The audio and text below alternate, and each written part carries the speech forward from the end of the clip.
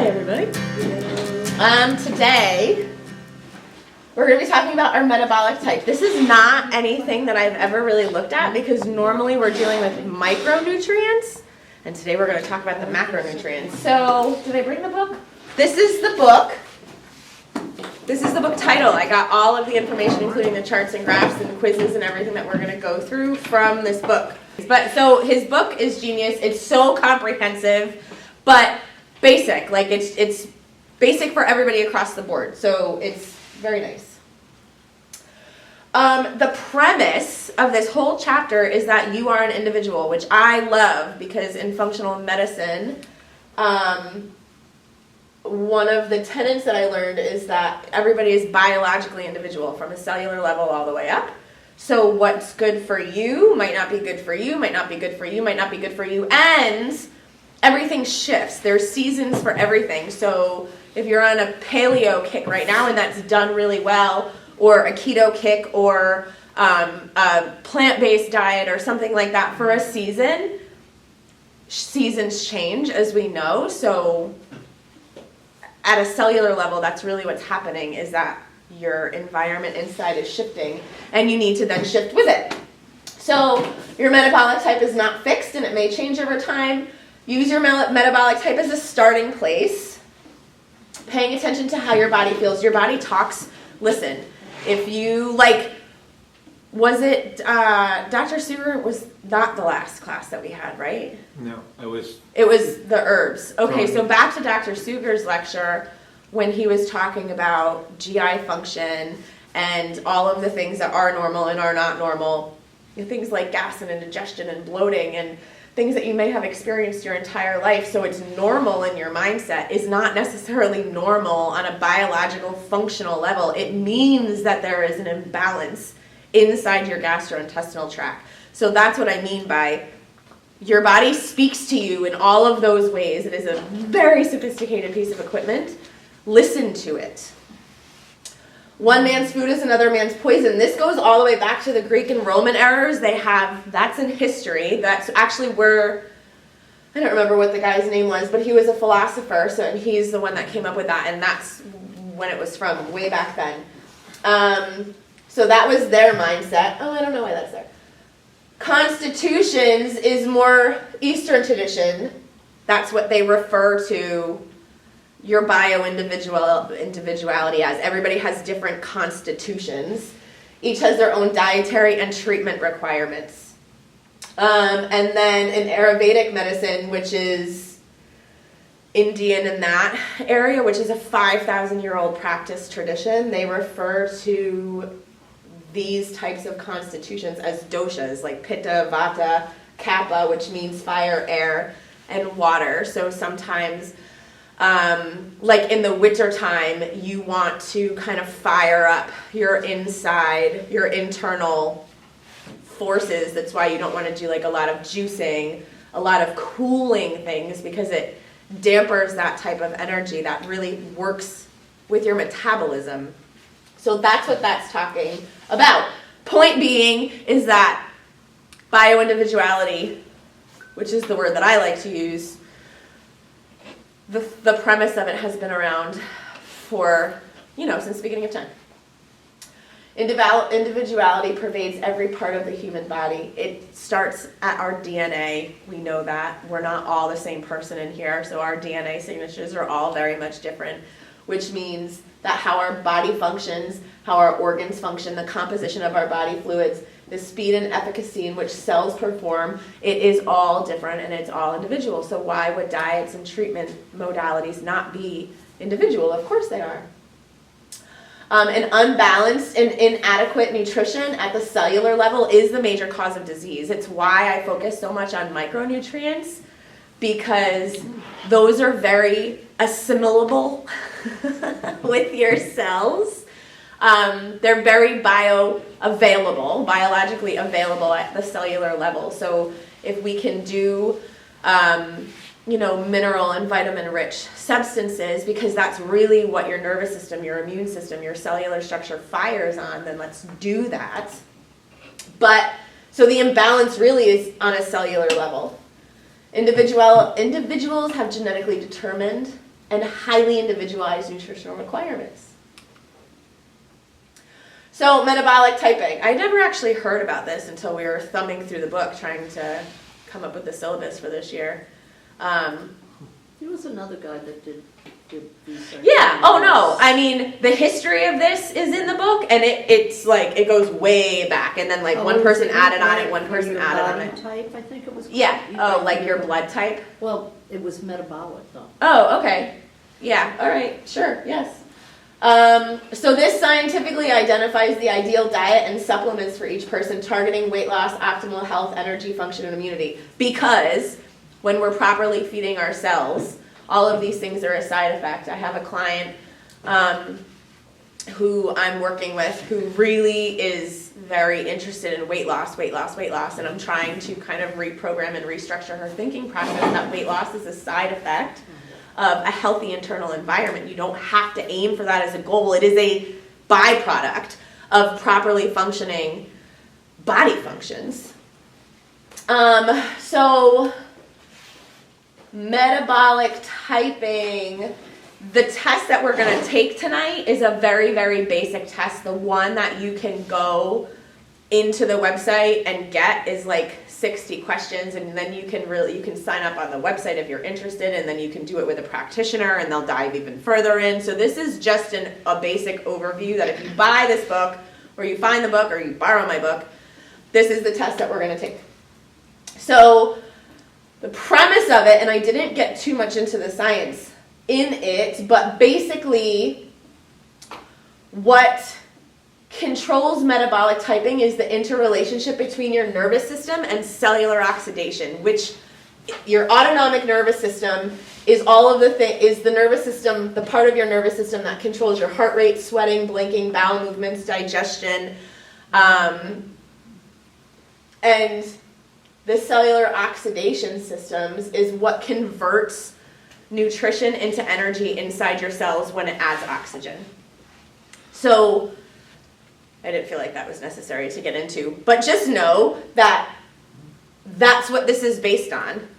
The functioning of how fast your nervous system fires and how well you're oxidizing or how you're oxidizing at the cellular level inside the cells. That's how you actually get to your metabolic type.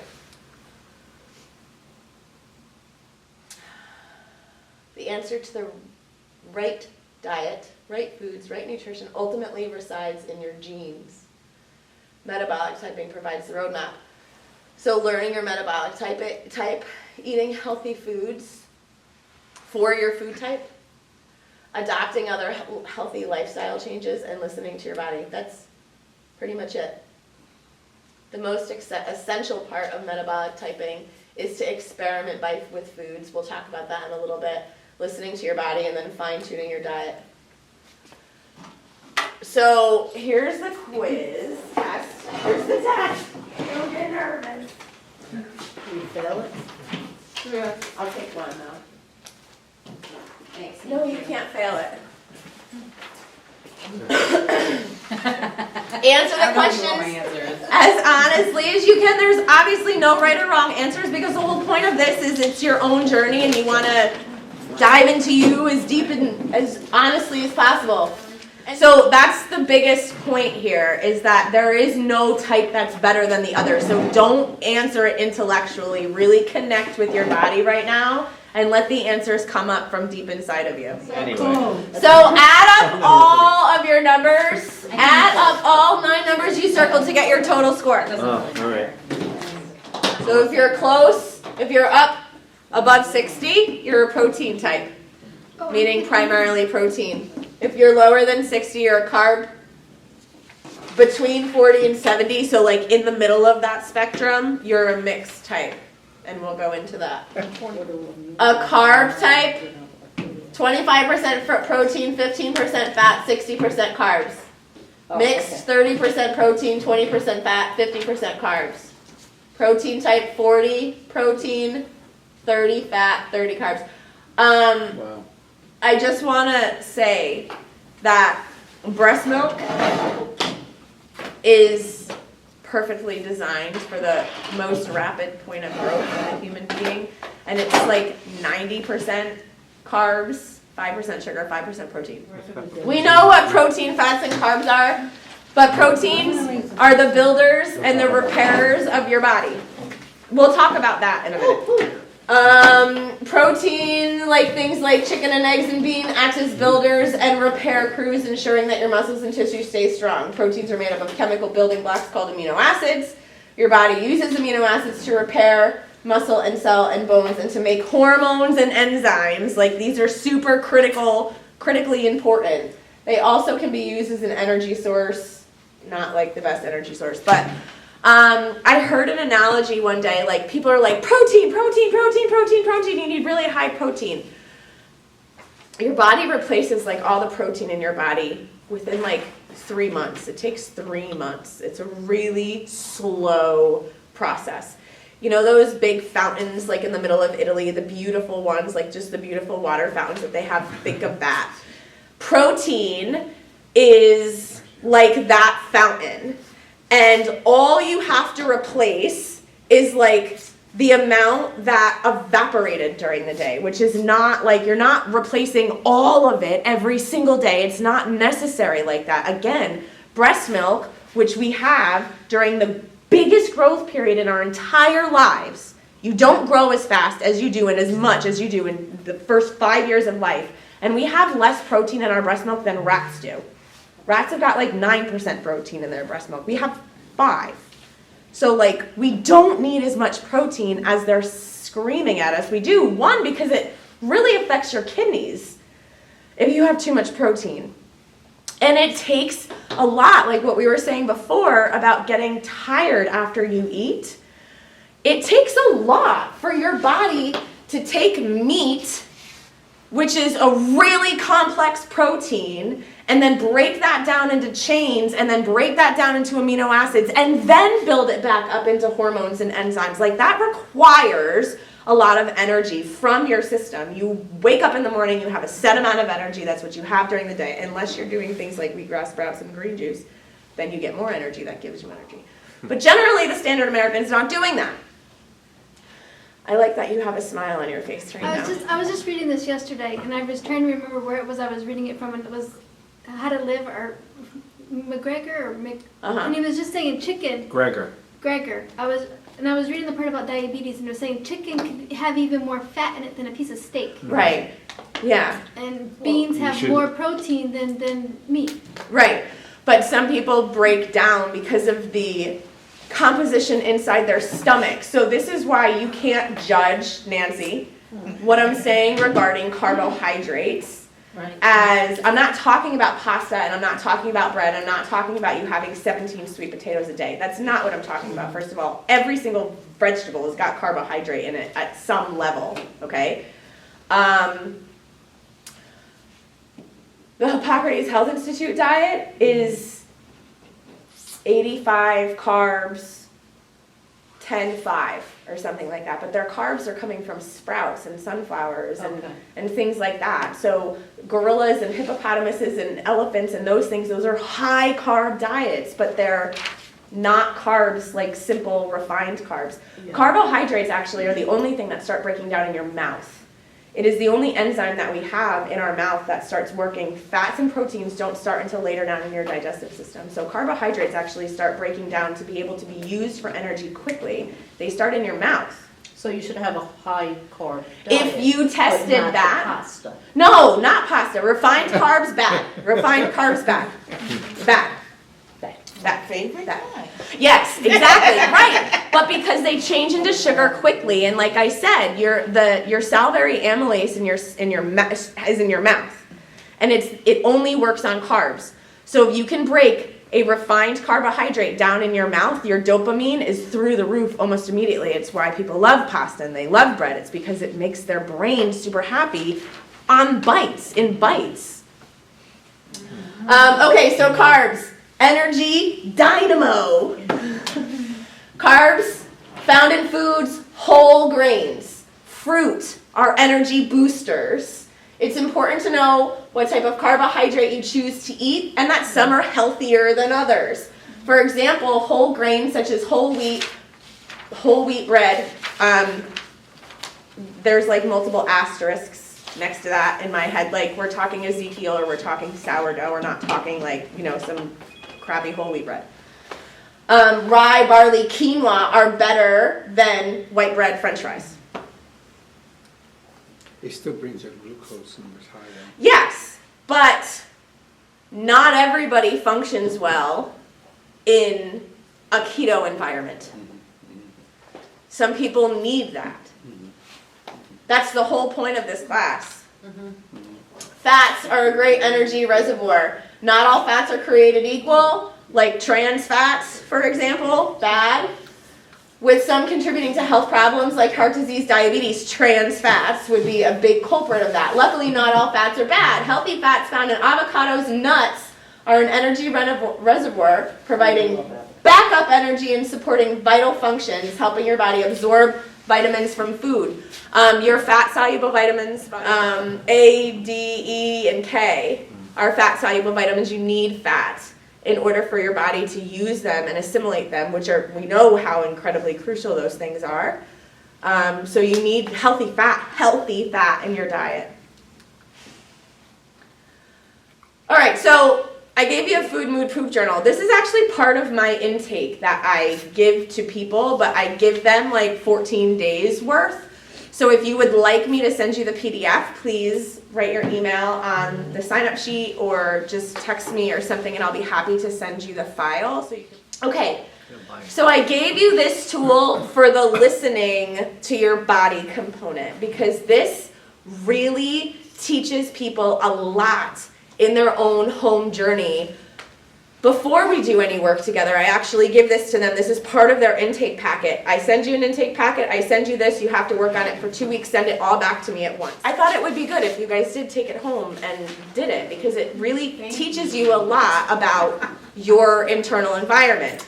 So food, morning, mid-morning, lunch, mid-afternoon, dinner, late evening, what time you went to bed, what time you woke up, and you can track your fluid intake on the bottom. So it's pretty comprehensive. Which is the best? 3. Corn on the cob? Yeah. Corn on the cob. We'll talk about poop in a second. Hold on. Stay on the other side, Nancy. So food, you want to, you're doing this for yourself. I would be happy if you guys do want to do multiple days and you want to send it to me. I would be happy to look at it for you. But if you're just doing it for yourself, then you know what you're eating. But you can be as descriptive as you can be, just for your own knowledge. In terms of the food column, when I talk about mood, I am talking about any sort of physical sensation. Oh, I'm pressing buttons. Any sort of physical sensation that you can possibly have in your body, in your emotional body, in your spiritual body, in every single part of you. So I'm talking about, are you bloated? Are you gassy? Do you have the hiccups? Do you have indigestion? Do you have heartburn? Are you crabby? Are you tired? Are you being bitchy? Are you any of them? Are you sleepy? Are you energized? Are you alert? Are you nervous? Are you upset, depressed, anxious, stressed, detached, happy, pleasant, calm, present, relaxed?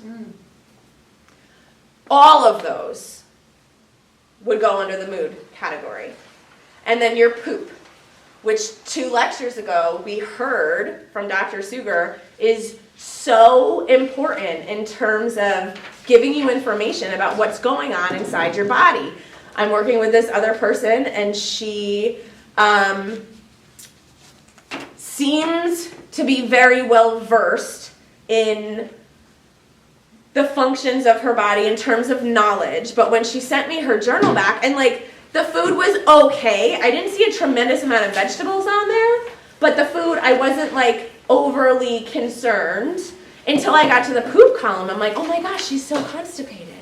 Because she's going back and forth between 1 and 6 and 1 and 7, which is a constipated gastrointestinal tract because things are so caked up in there, we don't have to get into the function of it. But that's what that tells me, is that she's so super constipated. So now before we can do anything, I'm sending her to get a colonic before we can start working together. Otherwise, she's going to start putting things inside her intestinal tract that she can't actually absorb. So it's a waste of money. So we got to clean out the system first, and then we can start remove the toxicity, and then increased efficiency, which is like basic. So if you're eating what you think is a balanced or okay food choices, but halfway during the day you get really lethargic, really tired, and you're really crabby, and you're not sleeping like a really great chunk of time in the middle of the night, or you're getting up in the middle of the night, and you're pooping like a 2 or a 5 or even a 4 on a normal basis, you're unbalanced. You're unbalanced. You want your stool to look like what you know your intestines, your large intestines look like. They look like a number 3, just intestines. Like everybody knows what intestines look like, right? Like they're kind of shaped like number 2, but that's too solid. There's not enough fluid in there. That's what the problem is with number 2. You want it to really be like a number 3. Solid, formed, looks like the inside of your intestines. That is a really healthy stool. That means you know that things are moving through you appropriately. So when you're experimenting with your metabolic type, this is a really great indication as to how it's working and how it's assimilating and how you're actually doing. If you test it as a carb type, and after you've done it for a week, but still you're having like type 5 stools, you probably need to add something else. You probably need to shift. Right, so if that's you right now, then But they're not McDonald's. then you gotta do something about that. Does everybody get that? Yeah. Like I said, if you want me to email you the file, I'd be happy to email you the file. Can I ask you a question? Yeah. On that, when you're saying on the last one, if your mood, can you expect, because I've heard people say your fuel from yesterday is what's fueling you to the next day. Like, can you get that mood reaction right after the meal? Yeah, Is that absolutely. really what So you want to evaluate, good question. So you want to evaluate your mood for up to 2 hours after you eat. Yes, that is true if you're zooming out and you're looking at like a 2-week span, which is honestly how you should do it. You should track your progress over like a 2-week span, which would give you a really great overview. But like what we were talking about before in terms of insulin swings and how your body moves and works with that, you can get a lot of information from just tracking yourself for a few days, looking at your mood. Okay, so if I know that I ate oatmeal for breakfast and I had, a salad for lunch, but I got really tired in the afternoon, well, you probably didn't have enough fat in there to kind of balance off your insulin swings. It's like the same concept as like a bulletproof coffee. You don't want to do caffeine on an empty stomach, and you don't want to do caffeine without like a fat to hold your energy release. I think one of the slides coming up here touches on kind of where I'm going with that. But yes, you can look at it on a day-to-day level. If after a meal you don't feel good, then in the next meal try varying the amount of carbs, fats, proteins that you consume. Fine-tune your intake to hit your goal. Okay, so here would be things that you would want to look at within that 2-hour ratio. This gives a really good kind of breakdown. So right macronutrient ratio, you feel satisfied, not hungry, not over full. No food cravings, especially no sweets. You feel like you have energy and that has been restored. You're clear, you have a clear, sharp mind, you feel happy. Any disease symptoms that you have are either unchanged or they're improved. Wrong macronutrient ratio, so you need to adjust things if you're feeling any of these. You may feel physically full, but you're still hungry or get hungry too soon again. You have food cravings or feel like something's missing from a meal, like sometimes I feel like there's a piece of chocolate that's missing from a meal. Yeah. You feel tired, you lack energy, or you're too bouncy, hyper, off the walls, you can't focus, you're spacey, your mind's racing. You feel down, depressed, short-tempered, apathetic. or in any disease process that you currently do have, the symptoms have become sharper or worse, meaning deteriorating. Okay, so this. So for a carbohydrate diet, somebody who's going to be like the two of you, how you tested on this, again, not like solid stone, but just how you tested today. You want to emphasize low fat, low purine, and red meat only occasionally. Monitor your dairy reactions, raw milk only if you're gonna do it. And if you do it, just make sure you pour the fat layer off the top, because you want to get really high, good carbs in. Again, when I say carbs, I don't mean sweet potatoes, I don't mean rice, I don't mean pasta, I don't mean bread. That is not what I mean. So raw milk, the top is not good for you, the cream? If you have a carbohydrate diet, no, because you want it to be lower in fats. Not no fat, you need fat, but maybe like an avocado once a week. Right. Right. Right. I know, it's really mind-blowing, but again, that was the Hippocrates philosophy too. It was like avocado Wednesdays. They'd have an avocado on Wednesday.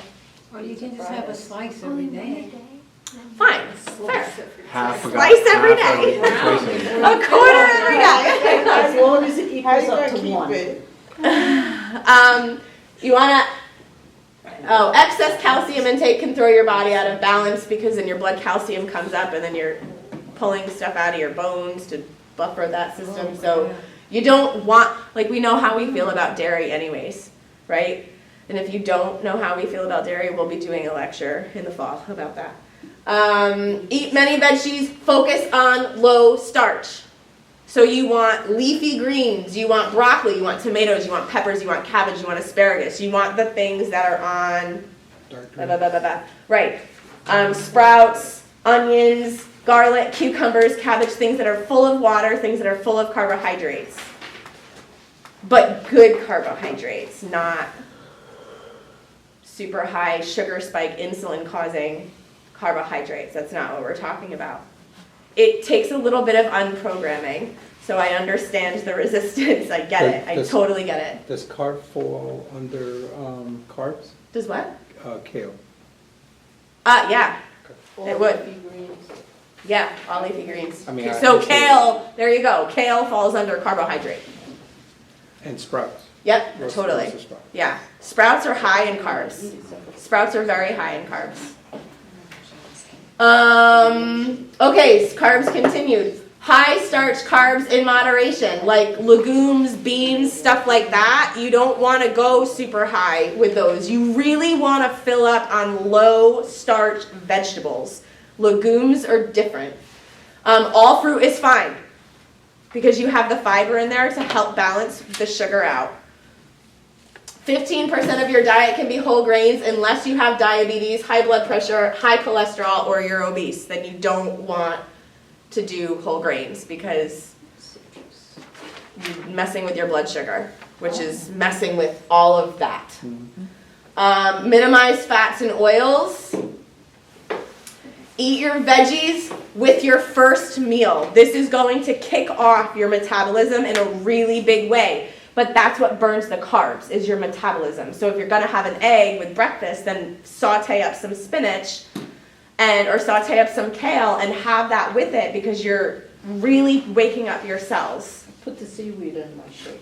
Wonderful. Not what I'm talking about, though. Those are micronutrients. I love that. It speeds up your metabolic rate and your oxygenation, because these... Don't forget that it was your autonomic nervous system and cellular oxidation. These vegetables are high in oxygen. Plants have hormones, oxygen, phytonutrients, and enzymes in them. Hope. So when you're adding oxygen, it's the acronym that I helped to remember. When you're adding oxygen to your system on a cellular level, you're revving up you're giving your body assistance in the oxidation that happens to release the energy from the food. Does that make sense? Okay, thank you. And then, so eat your veggies first and then eat proteins and fat. So if you're going to sit with an eggs and kale, eat the kale and then eat the egg. Yeah. What I do is, because what I've learned is that if you eat your dark leaves first, right, then you eat, which is like your vegetables sort of thing, right? Then you eat your salad. Then you eat your fats. Yeah. Then you eat That's your right. protein. Yeah. And last you eat your carbs. In my case, like rice. Right. Okay, And sorry. hopefully by then, You're full. I'm already full and I don't even want the rice. Right. And they said that helps speed up metabolism and also kind of keep control of your glucose. Like for me, because I always worry about, the whole Insulin. Right. I understand. What type did you get? Mix. Okay. Right. So the mix, I feel like, is where most people would land anyways. Depending on where you are, like closer to 40 or closer to 70 is going to tell you if you're more heavier towards protein or if you're more heavier towards carbs. What you're saying is absolutely true. That's also really good because that leptin, ghrelin hormone in your brain doesn't get triggered until like 20 minutes after we start eating, because when we were like walking around the forest eating things, we needed more time before our brain told our digestive system, oh, you're full. Mm-hmm. So, but now when we sit down and eat, I have to like remind Martin, like, dude, you've been eating, like, your stomach is not that big, like, stop, because. So you gotta eat slower. Yes, eat slower do eat too, slower. all of the, I'm no, always I'm picking on you because, I get to. Because you're sitting in the A zone. That's it. If you were sitting back there, I wouldn't say anything. Sure. You'd be like, you in the back. I'm talking to you. So this is, again, right out of the book. I copied it during the play, so it breaks everything down really well, things that you should be eating, things that you should eat sparingly, and it puts it all in a beautiful diagram for you. So protein, high density food, high purine protein. So you want, if you're a protein type, you want the dark meat.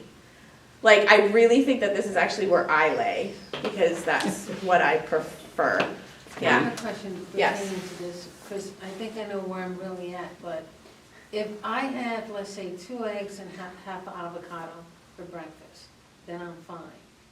Uh-huh. And then I don't need to eat lunch maybe 5 or 6 hours. Uh-huh. But if let's say I have oatmeal in the Right. morning, and sometimes I try to put butter in my oatmeal, because then I'm not hungry, but if I don't put butter in my oatmeal, then it makes me Hungry. kind of hungry and then loopy. Right, because you're getting high High on the off sugar. the sugar, because oatmeal is more of a simple carbohydrate, so it breaks down almost immediately and it spikes your blood sugar. Okay. Whereas a protein and a fat take a really long, slow time to digest, and they do nothing to your blood sugar. So again, like the carbohydrates that I'm talking about don't include oatmeal. Okay. They only include, like, you don't see that on here. Right. And because you did see, it said if you don't have high blood pressure, high cholesterol, diabetes, or obese, or if you're obese, 15% of your diet can be a whole grain. Oatmeal is not, like, steel cut oats. I would go steel cut oats, and maybe only like really once in a while, for sure, because it spikes your blood sugar. No, you're not going to feel good. You're not going to feel good. Okay. I don't know many people that do, except for like the doctors that are on those plant-based documentaries that are like, having a bowl of oatmeal every single day. I was doing that when I was learning about all of that stuff, and with my Lyme disease, I literally felt like I was walking around in a cloud, and I was talking to somebody about it. She's like, stop eating oatmeal. Like, are you kidding me? And I'm like, oh, duh. My brain wasn't even functioning like that well That's to even brain catch brain. that. They have the book Brain Brain. Right, yeah, exactly. Okay. Livers, chicken and beef, organ meats, pates, grass-fed beef, bison, chicken and turkey, dark meat. Duck is dark meat. Apparently moose is dark meat. Who knew? Lamb, salmon, wild game, and eggs. Salmon, like, Wild this caught. way. Thank you. I like duck. Not farm raised. I've had it once before, and I did like it. Avoid grains and potatoes. Emphasize your veggies. Again, these are low starch vegetables. Asparagus, green beans, cauliflower, spinach, celery, and mushrooms. And the other thing about these is that all of these veggies that I'm talking about are insane prebiotics for your gut bacteria. Every single one of these is completely consumed by your gut bacteria, which are the creatures that make your hormones, your neurotransmitters. So if you're feeding them low starch, really fibrous vegetables, you're going to have a really healthy, balanced microbiome, and then you're going to have a healthy system because all health starts in your gut. So you should even incorporate that into carb diet. Yeah, it's the same list. Look at it. The carbs on one side are pretty much the Still same as pretty the high, other. yeah. With protein. Limit fruits except for coconuts, avocados, black and green olives, apples, and pears. Green apples are really low in sugar. I'm surprised that they have pears in here, but I'll trust him because he's a really smart guy. Avocados, coconuts, black and green olives are fruits technically, but they're healthy fats. So that's why these cross the thresholds. Yep. Higher amounts of fats and oils, butter, coconut oil, extra virgin olive oil, tallow, ghee, and nuts. No alcohol in this one, or like very, very low alcohol. It was the only type that they said that because of the sugar, because you want to limit the sugar. So eat proteins first to slow down your oxidation rate, and then eat your veggies. I can understand why they put pears, because it's good for the digestive system. You're right, And it actually. helps make a So person sweet, though. regular. Yeah, but they are high in Yeah, sugar, so so maybe they're sweet. not talking about, they're probably not talking about ripe ones. I don't know. Rose hard one. So we have two questions. The first thing in the assessment and the pears. Yeah. And it was Outside of always that. telling me to have pair your protein with a carb, like an apple and a peanut butter. Or apple Well, and because food combining is also a real thing. Like, you're not supposed to eat protein and fruit together. Is that the one? I haven't looked at it in a really long time. That's functional, and that has not necessarily something that I would worry about unless you have a very, very sensitive gastrointestinal tract, and we're working to shift that specifically. Somebody who is working through a holistic diet and working with food to deal with candida or cancer or something like really super metabolic where you need to pay attention to what gets digested first because something's ferment in the stomach or in the intestinal tract and you don't want that. Like, there are functional reasons to follow food combining. It's not necessarily necessary for everybody. So here's the protein type. You have that. Use moderately, like blueberries, coconuts, olives, avocados. Use sparingly green apples and pears. So it is letting you have fruit. It's just saying that use it sparingly. Nancy, use it sparingly. That's not my type anyway. Oh, okay. What's the type, girl? Mixed type. This one is kind of, like You can mix have it. whatever you want. Obtain an equal amount of high and low purine meat, so white meat and dark meat. Please pay careful attention to how they make you feel and make necessary adjustments. The book said start with a 50-50 split on carbs and proteins and then dial it in from there. So if you start with a week at 50-50 and it's going great, then great, stay there until it's not going great anymore. If you do, 50-50 for 3 days and it's not going great, did I just say that twice? Mm-hmm. Not going great, going great. You understand what I'm saying? Mm-hmm. Go more towards protein or go more towards carbs, but stick with it for, I would say, at least 3 days so that your internal environment can shift and your metabolism can match what you're trying to do, or else you're not going to get an accurate reading. So here's 10 tips to improve digestion. This is across the board for any type that you should have pulled this Chew your evening. food. Because it really matters. The more you chew your food, the less your digestive tract has to expend energy. Your digestion starts when you chew. Pray. Connecting to your experience and giving gratitude for the food that you have in front of you really does open up, and it puts you into a different nervous system, which is going to allow your digestion to kick on even before you start eating your food. It is a spiritual, godly practice, but it is super functional as well. Like, there are reasons why it says to do this in the beginning of your meals. It's been busy. I pray over my food every time because God knows what my wife puts in her food. Oh, jeez. Don't overeat because, again, your energy, you have to think of it like a bank. Like, you wake up in the morning and you have a set amount of energy inside your system, and every single thing that you do during the day is either adding to that or taking away from it. And eating is like 60%. Brain function is more, actually. But digestion is really super high in terms of energy expenditure. So if you're overeating, you're taxing all of your systems, your hydrochloric acid and all of your enzymes and all of the things that you need to digest. You can't if you're stuffed. Chew your food, that matters. Boost your stomach acid. Lemon water in the morning with a pinch of salt, and if you dare and want to feel that fiery furnace kick on inside of you, add a splash of cayenne, warm water, and you will thank me. You are really boosting your stomach acid, which is what you want. People actually that have GERD that are on NSAIDs, not NSAIDs, what are they called? IBS? What? IBS? No, like Nexium, things like that. People that have to take pills for indigestion, it's not actually because they have too much stomach acid, it's because they don't have enough.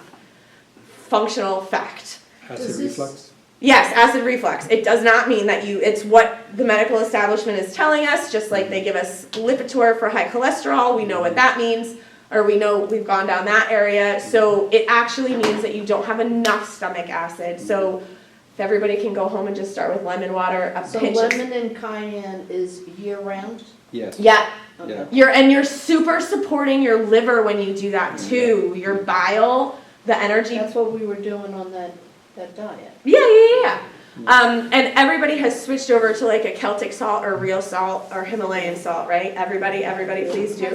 So in the morning you want to do like 16 ounces of a warm water. You don't want to shock your system with cold water, like room temperature. I like warm. A half a lemon squeezed into it. For the citric acid, you want a very small pinch. I'm talking like a few crystals of salt. I'm not talking like, like a teaspoon. I'm not talking a teaspoon. These are micro minerals, so you don't need much. And a dash of cayenne, you're supporting your blood, your circulatory system, your liver, your stomach acid. That's what boosting that's why we're here. Boosting your stomach acid. That's the point, because if you have higher stomach acid, you're breaking down all of these things a lot easier. Protein starts to break down in your stomach, so that's why you want that.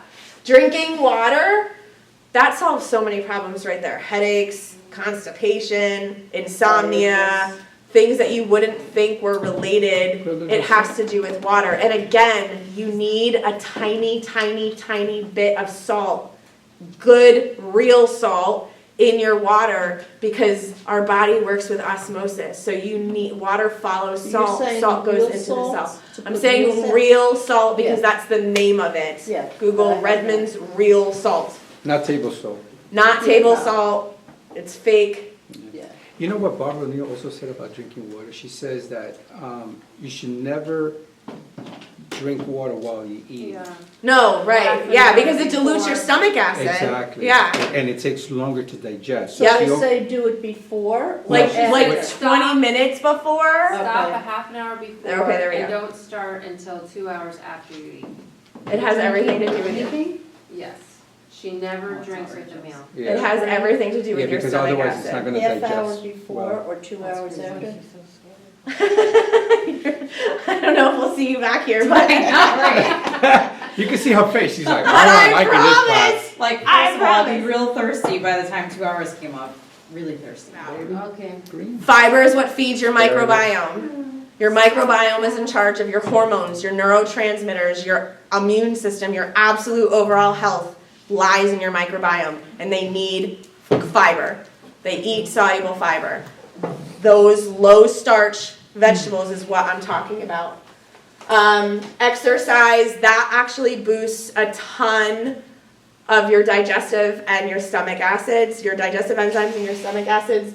Probiotics are good. If you want to experiment with this, please come to me for a recommendation. Don't you dare go to the grocery store or GNC or anywhere like that and buy a probiotic at all. I will send you a recommendation and I will give you full discounts, like at wholesale prices. And digestive enzymes, the same thing. If you want to try this because you feel like you don't have really great functioning digestive enzymes, like when I had Bell's palsy, I definitely utilized digestive enzymes because I wanted the help to digest as much of my food as possible so that the nutrients could assimilate into my biology to help heal, which is exactly what happened, by the way. My Bell's palsy was gone in a week and a half. Wow. With Lyme, that my doctors were calling me saying, you're nuts for not doing the prednisone and the antibiotic. But I had just studied this, so I understood the mechanics of healing. Okay, yep, and that's it. Ready? Thank you. Any questions? Here.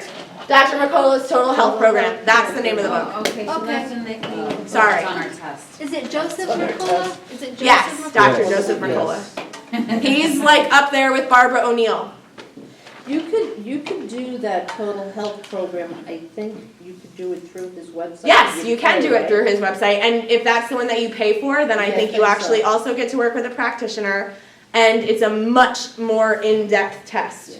for those of you that were questioning your results.